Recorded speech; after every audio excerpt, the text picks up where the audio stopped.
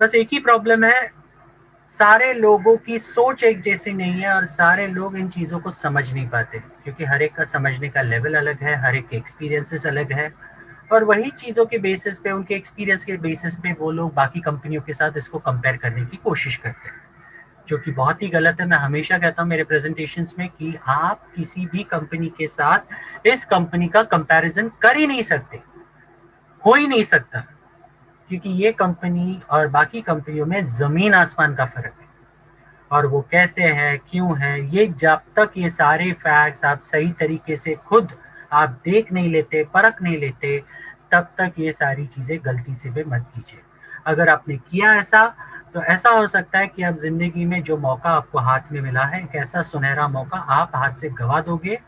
यही चक्कर में, पिछली वाली सोच के चक्कर में, लेवल नहीं होने की वजह से, और आप ज़िंदगी भर पछताएंगे। तो मैं आपसे रिक्वेस्ट करूंगा, चीज़ों को अगर आपको परखना है तो फैक्ट्स एंड फिगर्स पे परखिए, उसके बाद आपके डिसीजंस लीजिए, ठीक है।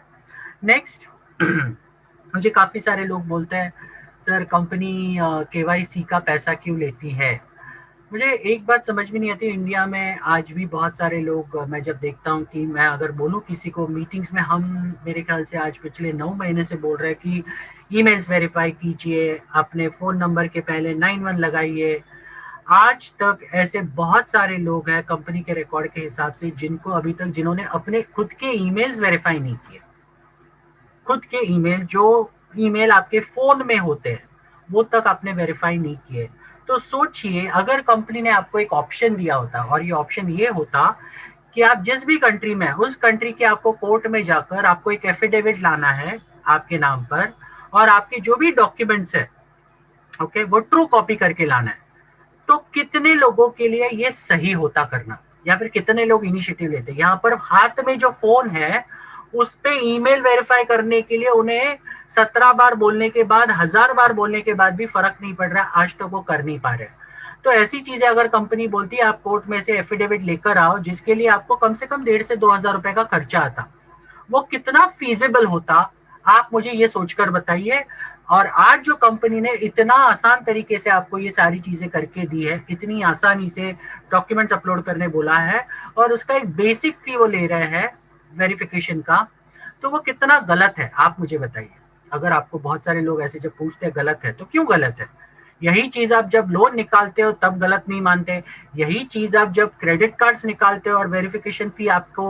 फर्स्ट ईयर चार्जेस के हिसाब से, जो उसके चार्जेस होता है उसके नाम पर लिया जाता है, तब आप गलत नहीं मानते हो, यहाँ पर कैसे गलत मान सकते हो। और वैसे भी चार्जेस तो बहुत ही कम है, बहुत ही नॉमिनल है। अगर आप देखे जाओगे तो ये यूरो में है, लेकिन हम इंडिया में भर रहे हैं, इंडिया में कन्वर्शन होता है, इसके लिए हमें ज्यादा लगता है, लेकिन फिर भी ये लॉजिकल है। अगर उसकी सही चीजें आपको पता चली तो बहुत ही लॉजिकल लगेगा। और मैं एक चीज जानता हूँ, यहाँ पर आपको एक बड़ी टास्क दी जाए ना, जैसे कि अगर एफिडेविट बनाना वगैरह, कोई नहीं करने वाला। आप एक ईमेल वेरीफाई नहीं कर सकते, मोबाइल नंबर सही से लिख नहीं सकते, तो ये सारी चीजें कोर्ट में जाकर एक वकील को पकड़ के 2,000 रुपए देकर ये सब करने के लिए आप कितने सक्षम हो और कितना आप इनिशिएटिव लोगे, ये तो हमें बहुत अच्छे से पता है। मैं जानता हूँ बहुत सारे लोग आलसी है इस मामले में, अपनी फोन की चीजें जो मतलब की है वो तक नहीं करेंगे, जहां पर आपको पैसा मिलने वाला है, जहां पे आपको आपकी जिंदगी संवरने वाली है, ऐसी चीजें भी आप नहीं करोगे। तो जो कंपनी ने किया है वो बिल्कुल सही किया, सबके लिए बहुत ही सिंपल और सही रास्ता निकाला है वेरिफिकेशन का। चलिए, तो आज